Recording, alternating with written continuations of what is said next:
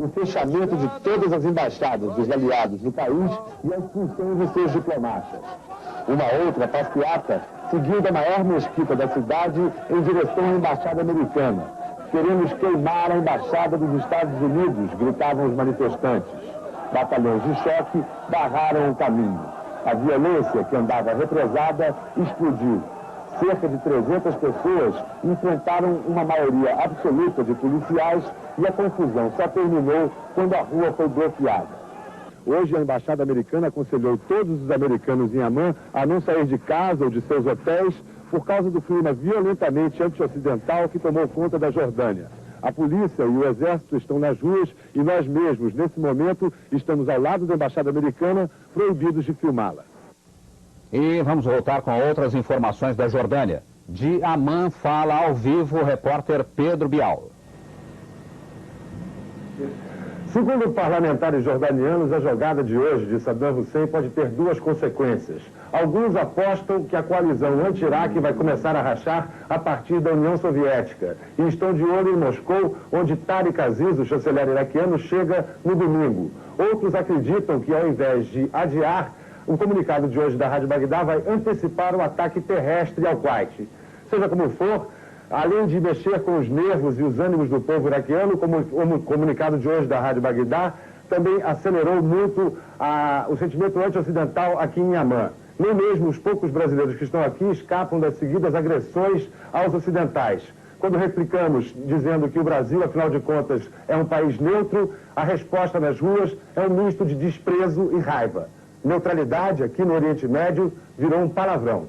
Pedro Bial, ao vivo de Amman, na Jordânia. A ordem no Pentágono é a mesma: prosseguir com os bombardeios e preparar a invasão do Kuwait. Os aliados fizeram 2.800 missões aéreas nas últimas 24 horas. É que o presidente Bush não aceita as exigências de Saddam Hussein e afirma que o Iraque não deu nenhum passo concreto para sair do Kuwait.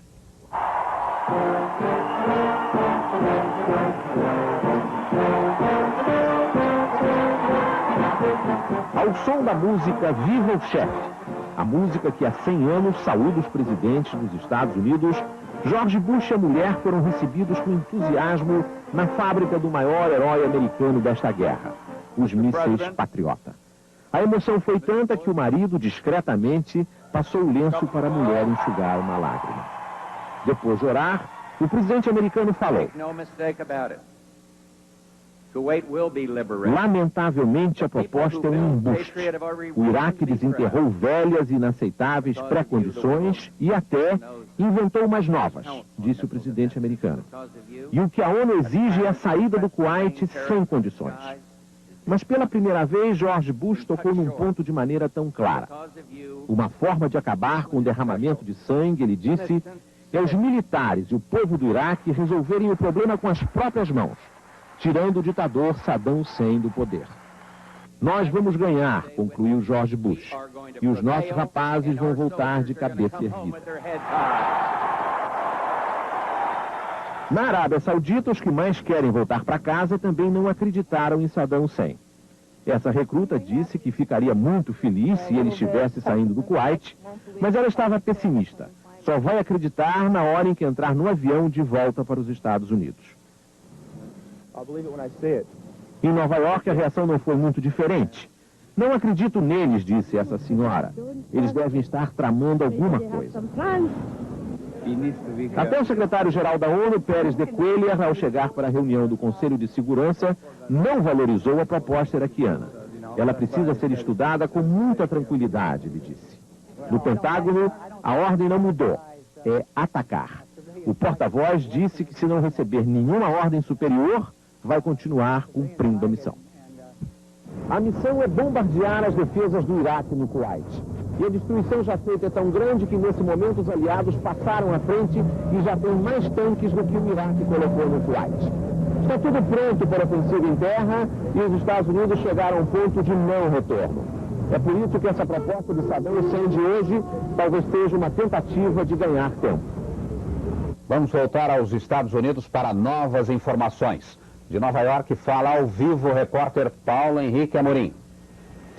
Sérgio, o secretário James Baker e o conselheiro do presidente Bush para assuntos de segurança nacional, Brent Scowcroft, passaram o dia de hoje em Washington no telefone para consertar os estragos feitos pela proposta do Iraque.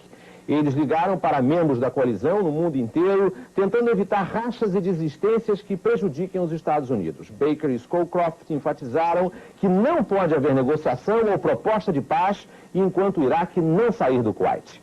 Na verdade, o governo americano desconfia que a União Soviética está querendo dar o fora da coalizão para ocupar um espaço diplomático importante.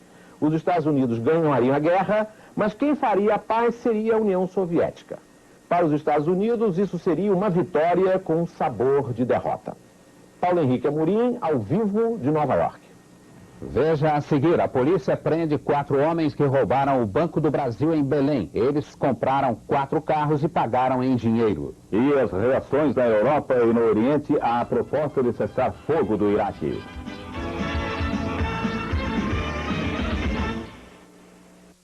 A minha vida inteira eu peguei pesado no basquete. Foi uma cesta atrás da outra, sempre suando muito a minha camisa. Por isso que hoje eu tenho todo o direito de pedir um tempo e comemorar com o meu Raider um outro tipo de cesta. A sexta-feira, é claro.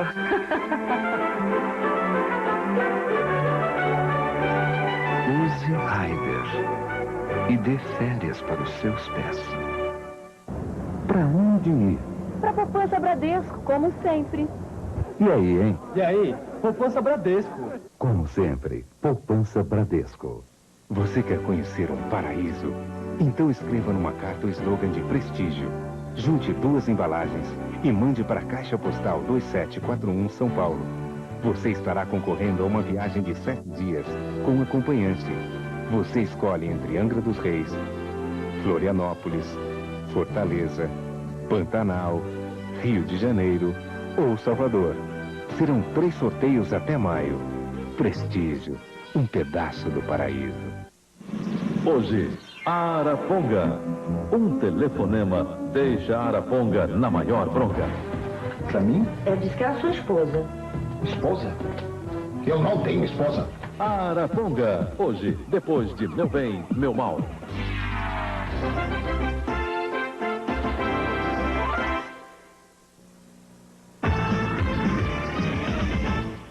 Presos em Pernambuco, 4 assaltantes do Banco do Brasil de Belém. Eles estavam numa casa na Praia do Janga, a 20 quilômetros do Recife, desde a terça-feira de carnaval. A casa foi alugada por 10 assaltantes, mas 6 conseguiram fugir antes da chegada da polícia. A polícia de Pernambuco descobriu que os assaltantes estavam no Recife porque ontem eles compraram na mesma agência de automóveis um Opala Commodoro, 2 Santanas Quanto e um Monza e pagaram em dinheiro quase 10 milhões de cruzeiros pelos 4 carros. Não sei, não vi, não conheço. Com esta mensagem pintada no para-choque, este pequeno caminhão percorreu mais de 2.700 quilômetros de Belém do Pará até Recife. Passou por 15 postos da Polícia Rodoviária Federal. 15 viaturas da Polícia Civil de Pernambuco escoltaram o caminhão com o dinheiro roubado até a sede da Secretaria de Segurança Pública. Aqui, uma equipe do Banco do Brasil passou quase 3 horas conferindo o dinheiro com a utilização de máquinas contadoras. O total foi de 668.414.605 cruzeiros, transferidos em seguida para o Banco do Brasil. Os assaltantes presos são estes: Joselito Ferreira dos Santos, do Espírito Santo; Elcio José Venâncio, também do Espírito Santo; Edinaldo Monteiro de Oliveira, do Rio de Janeiro; e o caminhoneiro Júlio César, contratado pelos assaltantes para dirigir o caminhão com o dinheiro roubado. Eles confessaram que o chefe da quadrilha é Jorge de Souza, membro da Falange Vermelha. O chefe da quadrilha e mais 5 assaltantes estariam seguindo para o Rio e para o Espírito Santo com o restante do dinheiro, quase 3 bilhões de cruzeiros. Os 4 assaltantes presos foram levados de avião no final da tarde para Belém. Com a prisão deles, a polícia do Pará começa a descobrir como o assalto foi planejado. A polícia do Pará tem certeza que há gente de Belém envolvida com a quadrilha. Mas até agora, a única pessoa presa na cidade é este senhor de 68 anos de idade, Francisco da Cunha. Ele mora neste quarto de um velho casarão, onde os policiais encontraram esta caixa de papelão do Banco do Brasil. A caixa faz parte do volume roubado no assalto, mas a polícia ainda não conseguiu provar o envolvimento de seu Francisco. Eu uso sempre esse tipo de caixa. Eu junto essas caixas na rua para fazer embalagem, sabe? A prisão de 4 assaltantes em Recife revelou detalhes da operação do assalto. Já é sabido, por exemplo, que a quadrilha ficou 2 meses planejando tudo em Belém. A última reunião dos assaltantes foi neste bosque municipal. Os assaltantes presos já admitiram que o maior assalto do país começou a dar errado na última fase do plano, a operação de fuga. Durante as reuniões de planejamento aqui neste parque, eles já sabiam que o roubo seria milionário, mas não imaginavam que o volume de dinheiro seria tão grande. Encheu um pequeno caminhão. Ansiosos por dividir a grana, decidiram fugir da cidade o mais rápido possível, sem medir muito as consequências. Assaltantes levam 72 quilos de ouro em barra, avaliados em mais de 200 milhões de cruzeiros de uma agência do Banco do Brasil no centro do Rio. Só não levaram mais porque não conseguiram carregar. Às 7h30 da manhã, 5 assaltantes renderam os 2 vigias que estavam na entrada de serviço. Dentro do banco, dominaram outros 2 guardas. Vestidos com o uniforme dos vigias, os assaltantes esperaram a chegada dos funcionários. 40 pessoas foram presas no banheiro. Depois, os ladrões agrediram com uma coronhada o tesoureiro que não conseguiu abrir o cofre principal porque a fechadura é controlada por relógio. Eles obrigaram, então, o gerente a abrir um dos 20 cofres onde estão guardadas as barras de ouro dos clientes. Os assaltantes levaram, dentro de sacos, 72 barras de 1 quilo. Só não roubaram mais por causa do peso das barras. Enquanto estiveram dentro do banco, os assaltantes mostraram que conheciam bem a agência. Eles sabiam, por exemplo, o lugar exato da chave que desliga os sensores instalados no subsolo, no corredor que leva até os cofres. Os sensores são células fotoelétricas que disparam o alarme automaticamente quando alguém passa pelo corredor. Os assaltantes sabiam também os nomes e as funções de cada um dos gerentes. A polícia acredita que essas informações partiram daqui, de dentro do banco. À tarde, os 3 gerentes do banco foram à delegacia de roubos e furtos. Eles olharam os álbuns com fotos de assaltantes. Os vigias também foram ouvidos na delegacia. A polícia diz que já tem os nomes de 3 suspeitos. O Banco do Brasil informou que vai indenizar os clientes, donos do ouro roubado.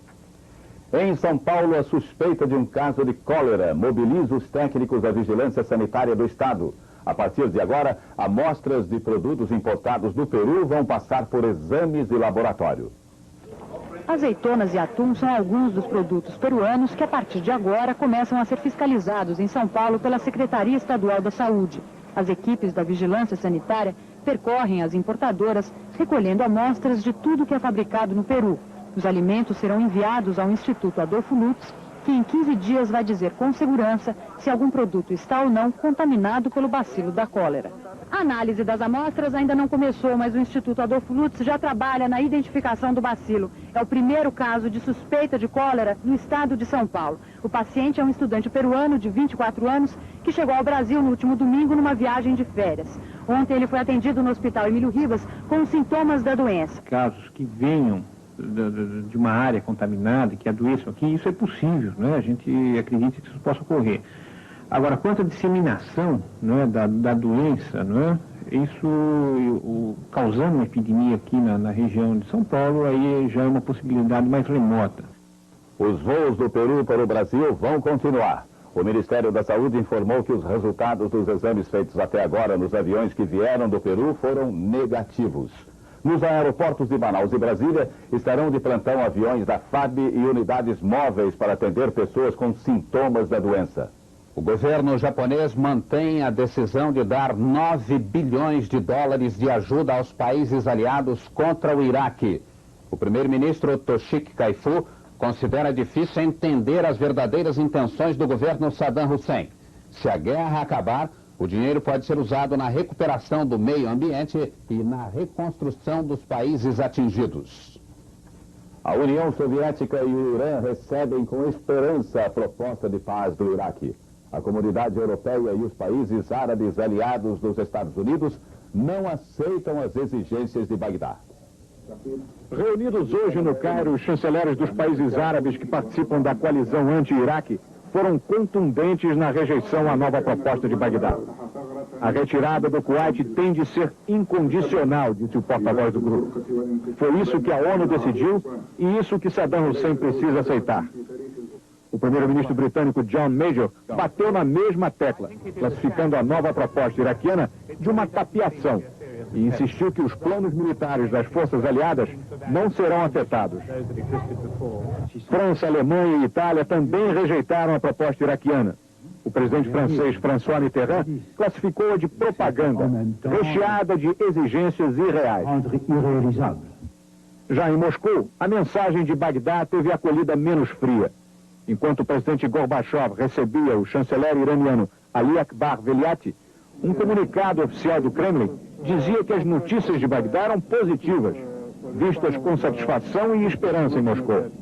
O chanceler iraniano repetiu a posição de seu governo de que ficaria feliz em ver uma retirada iraquiana do Kuwait e a saída de tropas estrangeiras da região. Podemos estar no caminho de uma solução pacífica, disse o novo chanceler soviético, Alexander Bezmetnik. A posição mais conciliatória de Moscou é chave para dar alguma chance de vida a essa nova proposta do Iraque. A União Soviética, é bom lembrar, é membro permanente do Conselho de Segurança da ONU, onde certamente este assunto será discutido outra vez. Mais importante, depois de amanhã, o chanceler iraquiano Tariq Aziz vai a Moscou conversar com o presidente Gorbachev. É a primeira viagem dele desde o início da guerra. E é também a primeira vez que ele vai negociar depois do reconhecimento por parte do Iraque, hoje de manhã, de que existe uma entidade chamada Kuwait. Não se trata apenas de mais uma província iraquiana, como eles vinham dizendo até agora. Existe ainda uma série de condições, uma série de exigências que são consideradas inaceitáveis. Mas para isso, existem diplomatas. O repórter Cílio Bocaneira tem outras informações. Este envolvimento de Gorbachev com essa proposta iraquiana dá a ele, Gorbachev, uma chance de se projetar internacionalmente e, ao mesmo tempo, de certa forma, escapar um pouco dessa crise interna que ele vem sofrendo dentro da União Soviética. Sempre foi uma grande saída para o Gorbachev se envolver com problemas internacionais, desarmamento, questões fora da União Soviética, para ele não ter que lidar com o problema interno do país. Esta chance, então, chega para ele agora de bandeja, para ele, quem sabe, promover a paz no Golfo Pérsico e se manter bastante afastado dos problemas internos da União Soviética que tanta dor de cabeça provocam a ele. Veja em instantes. Israel diz que a proposta do Iraque é o sinal de fraqueza de Saddam Hussein. E o governo acaba com o imposto para importação da carne. Seria o objetivo, representado por sua diretora-presidente, Dona Souza Andrade, sente-se honrada em convidar o excelentíssimo governador do estado, João Alberto de Souza, os excelentíssimos governador e vice-governador eleitos, respectivamente, Edson Lobão e José de Ribamar Fiquene, os excelentíssimos senadores José Sarney, Alexandre Costa, senhores deputados federais e estaduais do Maranhão, senhores prefeitos e vereadores da região Tocantina Maranhense, as excelentíssimas autoridades judiciárias e eclesiásticas, os clubes sociais e de serviços, lojas maçônicas, representações do comércio, da indústria, sindicais e operárias, aqueles que direta ou indiretamente contribuíram com seu trabalho e seu incentivo para que este empreendimento educacional se tornasse realidade, para se fazerem presentes a programação da inauguração das instalações físicas do CERIL, localizado à margem direita da rodovia Imperatriz João Lisboa, no próximo dia 16 de fevereiro, às 16 horas. Obrigada. Aviso. A Cooper Leite comunica aos seus cooperados e produtores que a partir de amanhã, dia 16 de 2 de 91, estará recebendo leite in natura normalmente. A diretoria. Foi pensando em você que o Café Maratá lançou sua nova linha, café torrado e moído empacotado a vácuo. Uma seleção dos melhores grãos. Café Maratá, um café especial para pessoas que sentem prazer em se tomar um café com gosto de café. Está na hora de seu filho voltar para a escola. Anote aí algumas dicas. Compre onde você possa encontrar todo o material pedido na sua listagem e que possa parcelar as suas compras, não dispensando, é claro, um bom atendimento. Adivinha onde você encontra tudo isso? Em xícara de escola, unidade de graça, papel chamex, a compra de sua listagem completa. Livraria do estudante, o ano todo ao seu lado.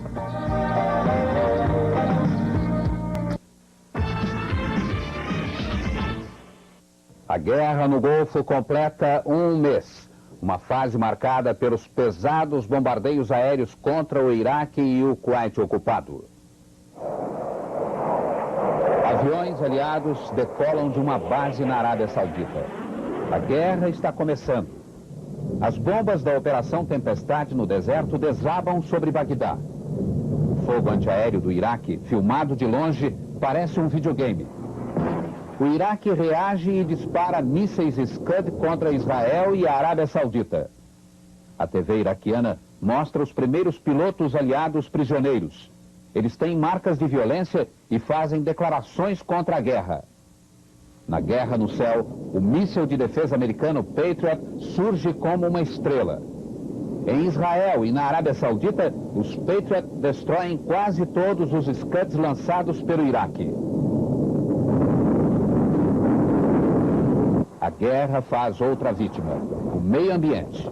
O Iraque derrama milhares de toneladas de óleo cru nas águas do Golfo Pérsico. O resultado é uma catástrofe ecológica.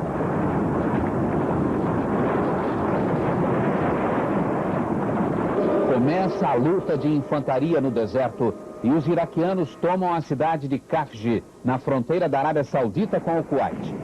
36 horas depois, os aliados recuperam a cidade. Armas de duas outras guerras entram na Guerra do Golfo. O encouraçado Missouri, que passou para a história na Segunda Guerra Mundial, e as fortalezas voadoras B-52 da Guerra do Vietnã. O secretário de Defesa Richard Cheney e o chefe do Estado-Maior das Forças Armadas dos Estados Unidos, general Colin Powell, visitam o front na Arábia Saudita para decidir quando será a ofensiva aliada por terra. No 28º dia da guerra, centenas de iraquianos morrem num bombardeio de um abrigo antiaéreo em Bagdá. Os iraquianos protestam, mas os americanos dizem que no abrigo havia uma central de comando militar. Os aliados divulgam imagens de 2 soldados iraquianos que se renderam. Israel não aceita se retirar dos territórios árabes ocupados e diz que a proposta do Iraque é um sinal de fraqueza. É o que mostra o enviado especial da Rede Globo, o repórter Carlos Dornelles. Yitzhak Shamir dava essa entrevista quando não se sabia ainda os detalhes da proposta iraquiana, mas já dizia que não pode haver paz enquanto Saddam Hussein for o líder do Iraque. Mais tarde, quando se soube que a proposta incluía a retirada de Israel dos territórios ocupados, os principais ministros israelenses evitaram fazer declarações. O ministro da Defesa, Moshe Arens, disse que não era a hora de falar. O anúncio feito pelo Iraque pegou os israelenses de surpresa, justamente no início do Shabat, o dia de descanso para os judeus, que começa às 4 da tarde de sexta-feira. Mas a primeira reação dos israelenses foi de rejeitar a proposta iraquiana. Esse homem diz que só consegue ver o fim da guerra com o fim do próprio Saddam Hussein. Esse, ouvindo as últimas notícias no rádio, diz que quer ver essa guerra acabar, mas não admite que se relacione isso com a retirada de Israel dos territórios ocupados. Essa jovem diz que não acha que Israel tenha que pagar um preço imposto por Saddam Hussein. De qualquer forma, o mês de guerra já trouxe um alto preço para Israel. 33 mísseis iraquianos explodiram no país. Tel Aviv ainda mostra marcas profundas de suas últimas noites de pesadelo. 4 pessoas morreram e pelo menos 200 ficaram feridas. A cidade mudou seus hábitos. A caixinha com máscara contra gases químicos passou a fazer parte da rotina diária. As noites dentro de abrigos vão ficar para sempre na memória da população. E o barulho assustador das sirenes que indicam a proximidade do perigo faz esse mês de guerra parecer mais do que uma eternidade. E agora voltamos a falar de Israel. De Jerusalém ao vivo fala o repórter Carlos Dornelles. O primeiro-ministro Yitzhak Shamir deu mais detalhes sobre o que ele pensa da proposta iraquiana numa entrevista agora à noite. Ele disse que carrega um sonho de que Israel deve controlar permanentemente os territórios ocupados, mas acrescentou que está comprometido com a ideia de negociar com os países árabes, mas só depois que a guerra acabar. E o sonho dele vai junto para a mesa de negociações. Carlos Dornelles, ao vivo de Jerusalém. Os embaixadores do Kuwait, Israel e Estados Unidos dizem em Brasília que a proposta de cessar fogo do Iraque não deve mudar o rumo da guerra no Golfo Pérsico. O embaixador do Kuwait, Faisal Al-Ghai, soube da proposta do Iraque por uma rádio de Bagdá. Ele anotou ponto por ponto e não gostou.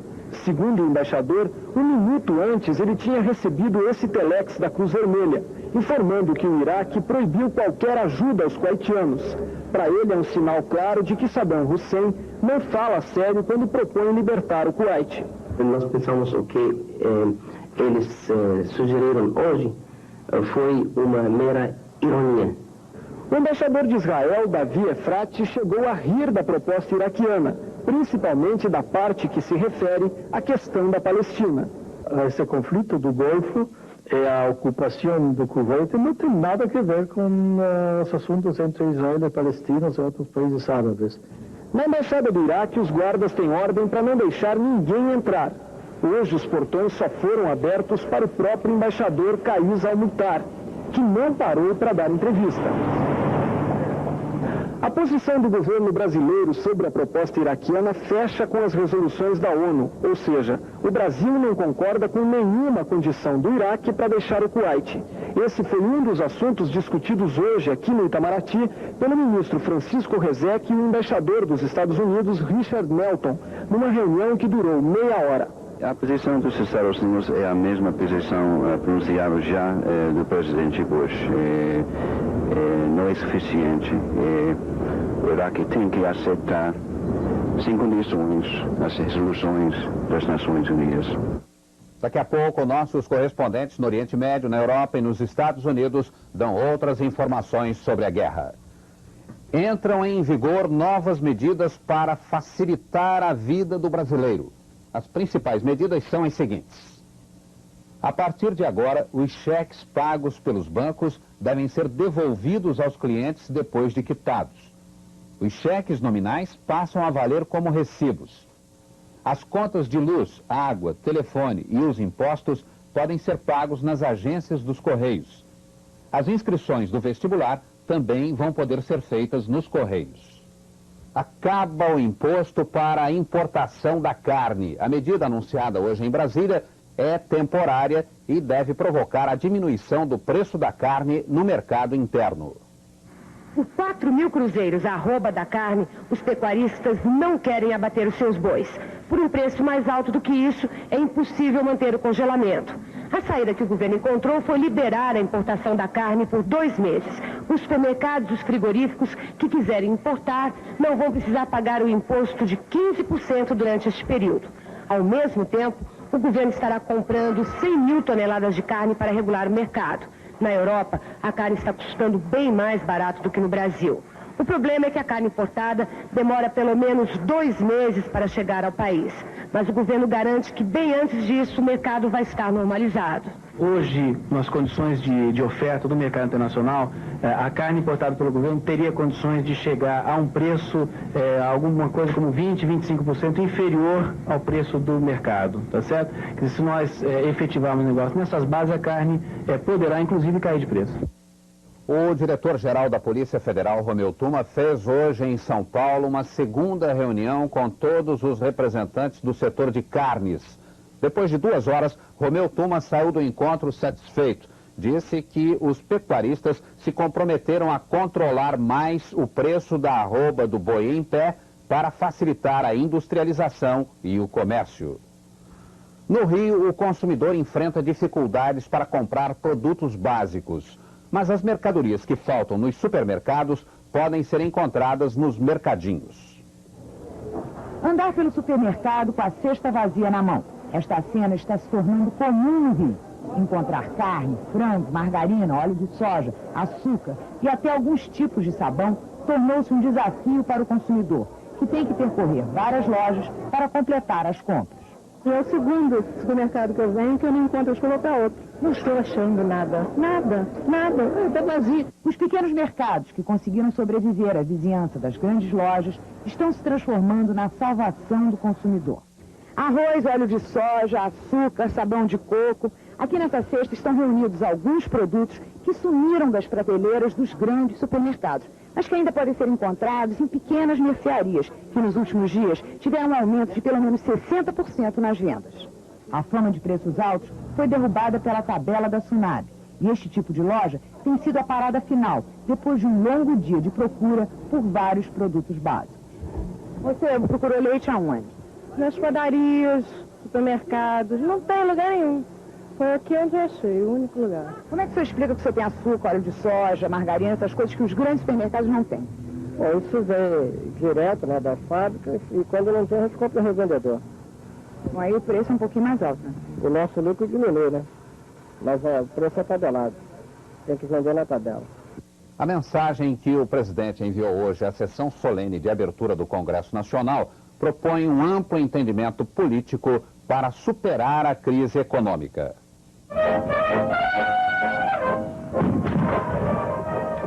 Fora do Congresso, a cerimônia militar. O novo presidente do Senado, Mauro Benevides, passou em revista a tropa do Batalhão da Guarda Presidencial. No plenário, a sessão solene de abertura, com a presença dos deputados e senadores que tomaram posse há 15 dias. Ministros de Estado, ministros de tribunais superiores e representantes do corpo diplomático ficaram nas galerias. Na mesa, os novos presidentes da Câmara, do Senado e o presidente do Supremo Tribunal Federal, ministro José Nélio da Silveira. O secretário-geral da Presidência, embaixador Marcos Coimbra, levou a primeira mensagem do presidente Fernando Collor ao Congresso Nacional. O primeiro secretário da Câmara, deputado Inocêncio de Oliveira, leu a mensagem do presidente. Nela, ele fala do Congresso, do Poder Legislativo, como símbolo maior do regime democrático. O presidente definiu também as prioridades do governo: combater a inflação, promover a justiça social, modernizar o Estado e a economia, e defender um amplo entendimento nacional para superar a crise. No final, o senador Mauro Benevides propôs um trabalho de colaboração com os outros poderes e disse que o Legislativo vai viver uma nova fase de sua história. À tarde, depois da sessão de abertura, uma amostra de que o espírito de entendimento pode marcar as relações do governo com o Congresso. O ministro da Justiça, Jarbas Passarinho, coordenador político do governo, voltou aqui ao Congresso Nacional para o encontro com os líderes do PSDB, o Partido da Social Democracia Brasileira, de oposição moderada. O ministro Passarinho explicou que foi procurar o senador Mário Covas, considerado um obstáculo ao entendimento do PSDB com o governo. Eu vim à fonte. Não, para saber se... Acho que nós temos, em relação ao governo e ao seu comportamento, divergências de natureza política que, no meu modo de entender, ainda estão longe de serem superadas. Isso é uma questão que foi posta. Não foi posta por nós, não foi posta por companheiros nossos que publicamente se manifestaram. E eu acho que nós temos que discutir. O governo e o Congresso começam a se entender sobre a política salarial. Alexandre Garcia. Das 5 às 6h30 da tarde, o secretário Antônio Candir e 10 líderes de partidos políticos tiveram uma das mais produtivas reuniões a respeito das medidas econômicas que o Congresso vai examinar na semana que vem. A reunião foi produtiva porque, mesmo sem haver um acordo definitivo, houve um entendimento geral, com todo mundo cedendo um pouco, tanto as oposições quanto o governo. Viemos aqui exatamente com esse objetivo, de escutar algumas ideias, ver exatamente quais são os pontos em que os partidos estão mais interessados em contribuir e, a partir dessas sugestões, nós vamos analisar e ver se chegamos a algum consenso. A pré-condição para o entendimento geral foi a questão salarial. E eles chegaram a um acordo de que pode haver um entendimento a longo prazo para livre negociação, mas que para curto e médio prazo tem que haver um período de transição que garanta que o salário mínimo não vai sofrer perdas e que garanta algum tipo de reajuste para que os outros salários tampouco sofram perdas. Isso a valer por uns 6 meses. Depois eles se reuniriam com empresários, com trabalhadores, para discutir as regras de uma política salarial definitiva, que seria apresentada no Congresso sob forma de projeto de lei. A questão da data base, muito controvertida, parece que vai ficar de fora. Eles marcaram nova reunião para segunda-feira. O senador Marco Maciel é o novo líder do governo no Senado. O anúncio foi feito hoje em Brasília pelo ministro da Justiça, Jarbas Passarinho. Você vai ver em instantes novas imagens do Kuwait ocupado pelas tropas iraquianas. E nossos repórteres no Oriente Médio, na Europa e nos Estados Unidos dão as últimas informações sobre a guerra. A Companhia Energética do Maranhão, CEMAR, informa que, em cumprimento às disposições da Portaria 222/87 do Departamento Nacional de Águas e Energia Elétrica, DNAEE, estamos intensificando a execução de ações de corte para consumidores em atraso. Guarde seus comprovantes de pagamento para apresentação às equipes da CEMAR. Regularize sua situação com urgência e evite constrangimento. Nossos serviços dependem de sua pontualidade. CEMAR, novos serviços, mais energia.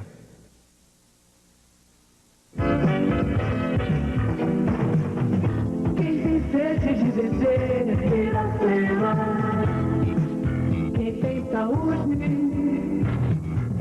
e quer ter energia pra valer, é só pedir Iracema quando a sede chegar. Iracema é água mineral.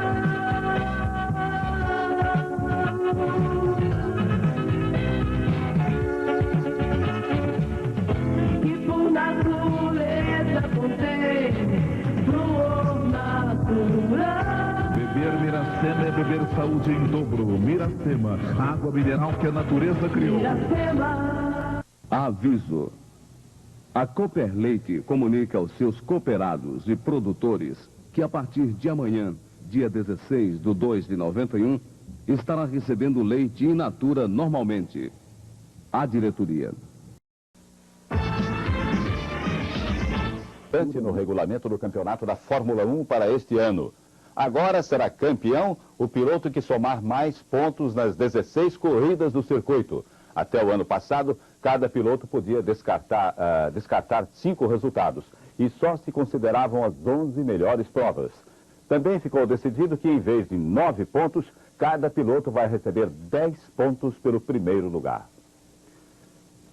Os 4 jornalistas da rede de televisão CBS que desapareceram no dia 21 de janeiro, perto da fronteira da Arábia Saudita com o Kuwait, estão presos na casa que era ocupada pelo embaixador americano em Bagdá. A informação foi divulgada hoje pela CNN. Os 4 jornalistas, Bob Simon, Peter Bluff, Roberto Álvares e Juan Manuel Caldeira, sumiram no deserto, deixando o jipe em que viajavam com a chave ainda na ignição. Dentro do veículo foram encontradas fitas com essas imagens que mostram a movimentação dos aliados em terra e no ar, perto da fronteira saudita. Bob Simon é um jornalista de prestígio na televisão americana. Quando foram presos, 3 deles vestiam uniformes militares.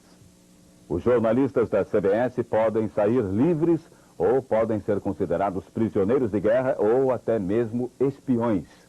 A decisão depende do presidente Saddam Hussein, segundo informou o correspondente da CNN em Bagdá, Peter Arnett. O comunicado da rádio Bagdá é divulgado no momento em que os aliados aumentam os preparativos para a ofensiva terrestre. Mais um porta-aviões americano, o América, chegou hoje ao Golfo Pérsico vindo do Mar Vermelho. Ele é o 4º em operação na área do conflito. Esses porta-aviões devem ter um papel importante como ponto de apoio ao ataque por terra. Também nas últimas horas foi intensificado o bombardeio aéreo para destruir as minas colocadas no Kuwait, especialmente junto à fronteira com a Arábia Saudita. Essas minas visam dificultar o avanço dos aliados em território kuwaitiano. Um cinegrafista americano consegue filmar áreas destruídas no interior do Iraque. As imagens exclusivas acabam de chegar a Nova York. O cinegrafista independente John Alpert rodou mais de 2.000 quilômetros dentro do Iraque. Numa das viagens de Alpert, de Bagdá a Basra, uma das cidades iraquianas mais importantes no sul do país, pela primeira vez ele viu equipamento militar em movimento. O exército também estava dirigindo o tráfego porque a estrada principal havia sido atacada. Há milhares de soldados iraquianos entrincheirados ao longo dessa estrada. Ao fundo, vê-se a fumaça de um bombardeio recente. Nos arredores de Basra, vê-se a destruição maciça provocada pelos últimos ataques. Foram atingidas fábricas, postos de gasolina e bairros inteiros. A maioria da população de Basra abandonou a cidade. Mas uma das fábricas destruídas, o cinegrafista encontrou um detalhe interessante. Era a fábrica da Pepsi Cola, só que lá não havia nenhuma garrafa sequer. É que os iraquianos poderiam estar usando a fábrica para fins militares. E toda a vizinhança em volta da fábrica também foi bombardeada e ficou assim. Numa das áreas menos atingidas está o hospital que escapou do bombardeio. Mas lá dentro, os médicos reclamam que não há eletricidade nem água para tratar dos feridos. Esse médico diz que tratar de todos é só um desejo, mas na realidade isso é impossível. O cinegrafista encontrou também várias pontes destruídas. Elas ligavam as estradas de Bagdá ao Kuwait, no sul do país, centro das operações militares nesta guerra. O cinegrafista John Alpert contou que não sofreu nenhum tipo de censura do governo do Iraque para filmar essas imagens que você acabou de ver. Para ele, a maior dificuldade para se viajar com a equipe no interior do país foi encontrar gasolina. Ele disse que praticamente não existe mais gasolina à venda no Iraque. Ele acabou conseguindo um pouco de combustível que foi cedido a ele pelo governo para que ele terminasse a viagem. A outra grande dificuldade foi encontrar estradas seguras. Ele disse que ao sul de Bagdá está tudo muito perigoso, porque todas as ligações com a capital são alvo constante de bombardeio por parte dos aliados. Quando a guerra no Golfo começou, há 30 dias, o mundo ficou impressionado com a técnica e a precisão das armas dos aliados. Aos poucos, a guerra começou a mostrar a cara de todas as guerras. Destruição, dor e morte. De um lado e do outro, dia após dia, as pessoas vivem na região do Golfo e no mundo todo, pela televisão, as emoções da guerra.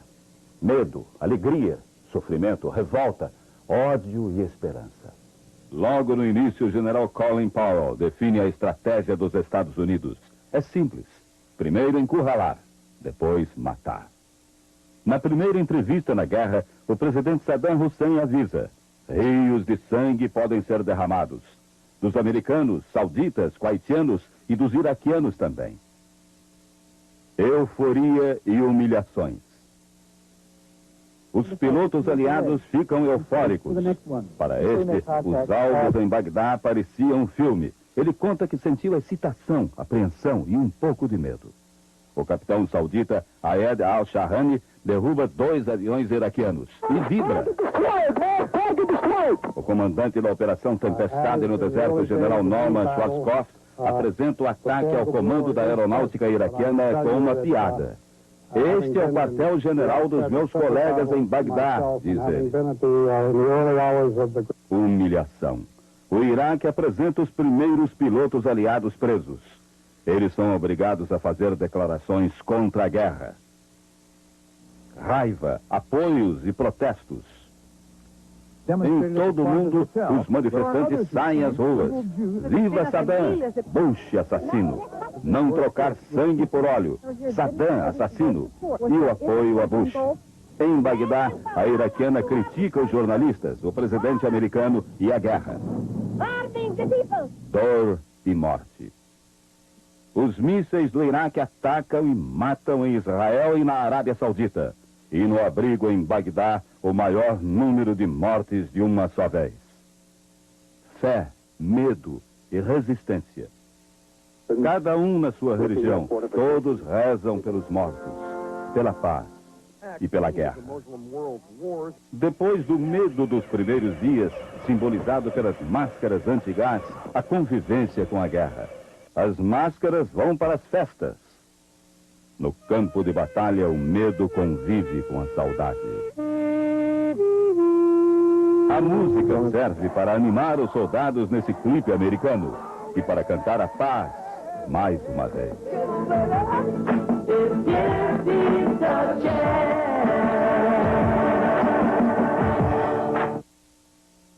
E agora vamos às últimas notícias da guerra com os nossos correspondentes no Oriente Médio, na Europa e nos Estados Unidos. De Nova York, Paulo Henrique Amorim. As últimas notícias daqui são o fechamento dos mercados financeiros.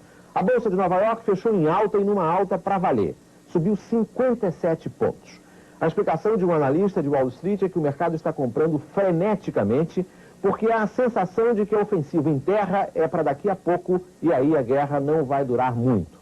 O mercado de petróleo também fechou em baixa. O preço do barril caiu $1 e chegou aqui a $21. E agora vamos às últimas notícias de Londres com Cílio Bocaneira. Os chanceleres de Luxemburgo, Holanda e Itália podem ir a Moscou no fim de semana para negociar com o chanceler iraquiano Tariq Aziz. Esta ideia foi levantada hoje em Luxemburgo pelo porta-voz da presidência da Comunidade Europeia, que no momento está em mãos exatamente de Luxemburgo.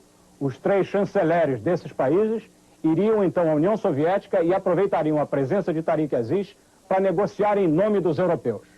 A Organização das Nações Unidas insistiu hoje para que Israel não instale colonos judeus dentro dos territórios ocupados.